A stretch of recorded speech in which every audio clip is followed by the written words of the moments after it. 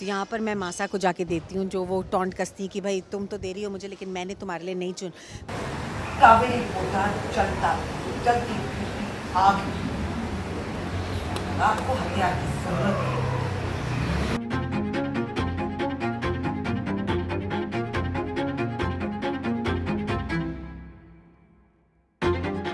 एकदम आंखों में आंखें डालकर मासा से बातें कर रही है, बोल रही है, थोड़ी कर्कश हो रही है, सार्कास्टिक हो रही है। या अब दशहरे की साड़ी, कपड़े, जेवर, ये भी आप अपनी चहती बहू से लेना चाहिए।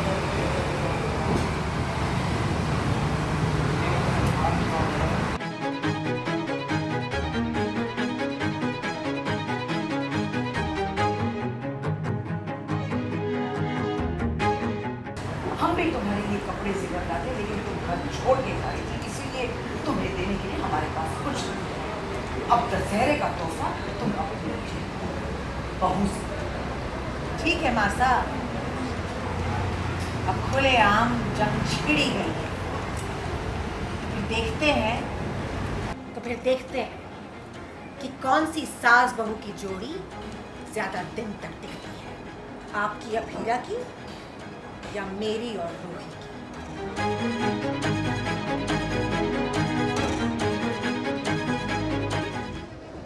हाँ जी,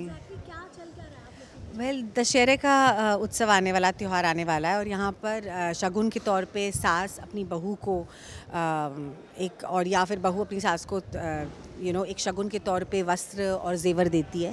तो यहाँ पर मैं मासा को जाके देती हूँ, जो वो टॉन्ट कसती है कि भाई तुम तो दे रही हो मुझे, लेकिन मैंने तुम्हारे लिए नहीं कोई लेकर नहीं आई हूँ, क्योंकि तुम तो घर छोड़ के जा रही थी। और यहाँ पर विद्या बोलती है कि ठीक है, आपने अगर ऐलान कर दिया है जंग का, तो देखते हैं कि किसकी सास बहू की जोड़ी जो है वो ज़्यादा समय तक टिकती है और चलती है, आपकी अभीरा की या मेरी रूही की। विद्या मासा को बोलती है कि जंग छिड़ गई है, जब जंग का ऐलान खुलेआम हो चुका है, तो देखते हैं कि कौन जीतता है। तो ऐसा है। और यहाँ विद्या जो हमेशा से एक बहुत ही कमाल की बहू रही है, जिसने परिवार को जोड़ के रखा है, जिसने मासा के खिलाफ कभी भी आवाज़ नहीं उठाई, नज़रें मिलाकर नहीं देखा, हमेशा से संकोच रखा है, हमेशा से एक रिस्पेक्ट रखी है। तो यहाँ पर विद्या जो है एकदम आंखों में आंखें डालकर मासा से बातें कर रही है, बोल रही है, थोड़ी कर्कश हो रही है, सार्कास्टिक हो रही है। अब वो जो एक बोलते हैं ना, एक बांध, सीमा का बांध टूट गया है और यहाँ पर जंग छिड़ चुकी है। सो देखते हैं आगे क्या होता है। इल बी क्वाइट इंटरेस्टिंग, मज़े आ रहे हैं मुझे और अनीता मैम को, काफ़ी अच्छे सीन्स कर रहे हैं हम एक दूसरे के साथ। So it's fun. हाँ, कुछ भी मिल सकता है। यही एक ट्विस्ट है कि मासा जो है, उनका झुकाव जो है अभीरा की तरफ पड़ गया है।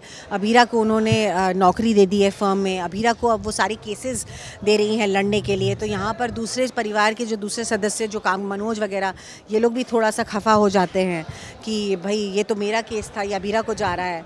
तो यहाँ पर आहिस्ता आहिस्ता दिखाएंगे कि कैसे मासा ही अकेली है जो अभीरा के पास आ गई हैं, और सब अभीरा से दूर होते चले जा रहे हैं आहिस्ता आहिस्ता। तो लेट्स सी आगे क्या होता है। Let's see. Thank you very much.